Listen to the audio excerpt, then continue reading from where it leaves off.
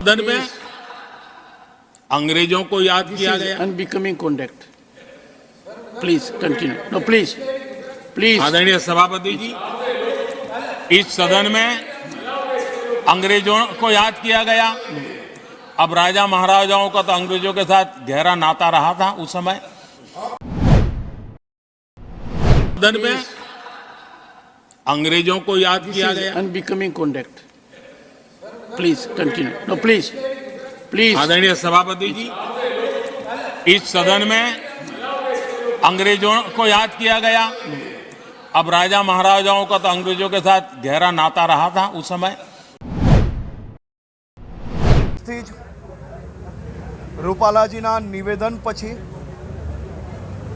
તેમના દ્વારા આ નિવેદન એક ભૂલ છે અને આ નિવેદનને ક્યારેય ભારતીય જનતા પાર્ટી દ્વારા ક્યારેય કોઈ બી પ્રકારનું આ નિવેદન બાબતે એક બી ટિપ્પણી આપવામાં આવી નથી। અમે પહેલા દિવસથી કહ્યું છે કે આ નિવેદન એ ભૂલ છે અને આ ભૂલના કારણે ક્ષત્રિય સમાજ આદરણીય રૂપાલાજી ને માફી આપે અને એમને અનેકવાર આ બાબતે માફી માંગી છે। ભારતીય જનતા પાર્ટીના પ્રદેશ અધ્યક્ષ શ્રી સી.આર. પાટીલજી દ્વારા બી આ નિવેદનના કારણે માફી માંગી છે, આખા સમાજની માફી માંગી છે।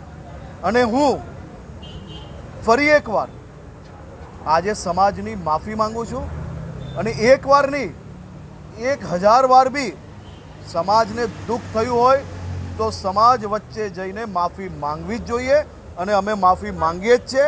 અમે રાજ્યના સૌ કાર્યકર્તાઓ સામાજિક આગેવાનોને બી મળ્યા છે અને મળીને આ બાબતે માફી આપવા માટે અને અનેકવાર માફી માંગી છે અને સમાજને ક્યારેય કોઈ બી પ્રકારનું દુઃખ ના થાય તે માટે દિલમાંથી આ દુઃખ જરાય ના રહે તે માટે એક નહીં પરંતુ 1000 વાર માફી માંગવી પડે તો બી અમે માફી માંગીએ છીએ।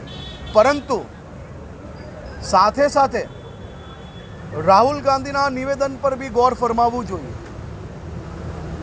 અમે માફી માંગીએ છીએ અને માફી માંગશો કારણ કે ક્ષત્રિય સમાજ અને ભારતીય જનતા પાર્ટી એક સિક્કાના બે પહેલું છે। આ અમારો જ સમાજ છે। અમે ક્ષત્રિય સમાજના મોટા ભાગના લોકો રાત દિવસ સાથે રહેનારા લોકો છે, સાથે ભોજન લેતા હોઈએ છે। અમારી અનેક બેઠકો થઈ છે, અનેક બેઠકોમાં બી ખૂબ પોઝિટિવ ચર્ચાઓ થઈ છે। અમે હંમેશા કહ્યું છે કે આ એક ભૂલ થઈ છે, આ ભૂલને માફી આપો, માફી માંગી છે અને માફી માંગશો। પરંતુ સમાજ અને ભારતીય જનતા પાર્ટી વચ્ચે કોઈ બી પ્રકારનો ગેપ ના રહે તે માટે નિરંતર પ્રયાસ કરશો અને કરતા આવ્યા છે અને કરતા રહીશું। આદિવાસીઓના હિતની વાત કરી પરંતુ એ ભૂલી ગયા કે જ્યારે કોંગ્રેસની સરકાર હતી ત્યારે આજ મારા દક્ષિણ ગુજરાતના આદિવાસી ભાઈઓ અને બહેનો જે દૂર ગામોમાં રહેતા હતા એ ગામોમાં આવા જવાના રસ્તા નહોતા, શાળાઓ નહોતી, પાણી નહોતું।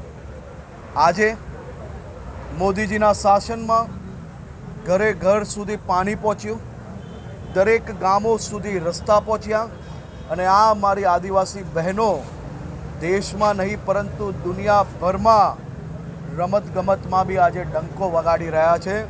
આ જ આદિવાસી ભાઈ બહેનો આજે જે વિમાનમાં ઉડવાનું સપનું આદિવાસી ભાઈઓ રાખતા હતા એ વિમાનમાં ઉડાવવાની જવાબદારી એટલે કે પાયલટ બનવાનો એ લોકોને એક ખૂબ મોટો ચાન્સ એ ભારતીય જનતા પાર્ટીની સરકારમાં આવ્યો છે। જે પ્રકારે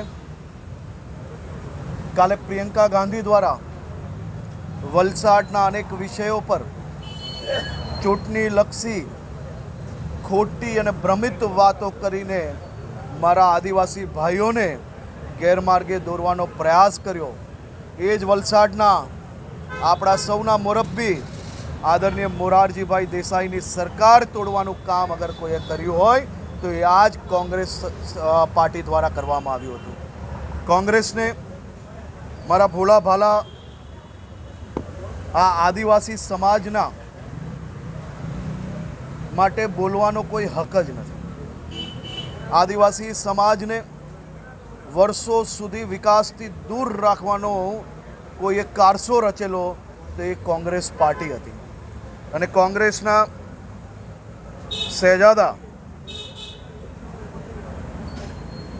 રાહુલ ગાંધી દ્વારા કાલે જે પ્રકારે બેફામ નિવેદનો કરવામાં આવ્યા છે તેને કારણે રાજ્યભરના નાગરિકોમાં, સમાજોમાં ખૂબ જ દુઃખની લાગણી છે. કોંગ્રેસ પાર્ટીનો વર્ષોથી આ વ્યવહાર રહ્યો છે કે એમના ભાષણોમાં ક્યારેય તમે કોઈએ રાજ્યના કોઈ બી સમાજના નાગરિકોએ એમના ભાષણમાં નવાબ કે નિઝામ દ્વારા જે દેશભરમાં અત્યાચારો ગુજારવામાં આવ્યા હતા તે બાબતે એક શબ્દ બી નહીં સાંભળ્યો હશે. અને જે રાજાઓએ પોતાના રજવાડાઓ આ દેશને એક કરવા માટે આપ્યા હોય એવા રાજાઓને, એવા રજવાડાઓને, એવા આપણા મહારાજાઓ માટે કોઈ પ્રકારના શબ્દ બોલવાનું કોંગ્રેસના આ શહેજાદા દ્વારા બાકી રાખવામાં નથી આવ્યું.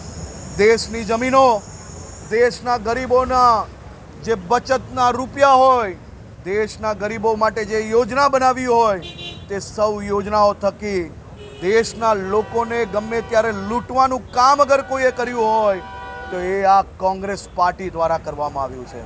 કોંગ્રેસ દ્વારા આ પ્રકારના નિવેદનો કરવા અને એ નિવેદનો થકી રાજા રજવાડાઓને જે પ્રકારે એમને એ પ્રકારનું જે નિવેદન છે તેના માટે સમાજમાં ખૂબ રોષની લાગણી બી ફેલાઈ છે. હર્ષભાઈ, જે રીતે ટ્વીટની વાત કરી રહ્યા છો, રાહુલ ગાંધીની પ્રિયંકાની વાત કરી રહ્યા છો, રૂપાલાજીએ પણ ક્ષત્રિય સમાજનો ચૂંટણી એમાં દેશભરના નાગરિકોએ મન બનાવી લીધું.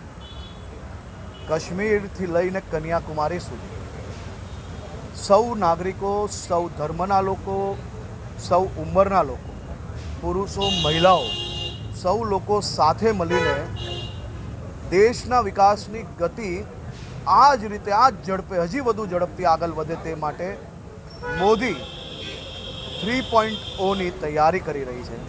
સૌ લોકો સાથે મળીને આ દેશના વિકાસની તૈયારીઓ કરી રહી છે. સૌ સમાજ, સૌ લોકોએ સાથે મળીને નક્કી કર્યું છે કે આ વખતે એક નવો ઇતિહાસ રચશો. ચારેય ખૂણાઓમાં મોદી મોદીના નારા ગુંજી રહ્યા છે. અબ કી બાર मोदी सरकार, फिर एक बार मोदी सरकार, अब की बार 400 पार.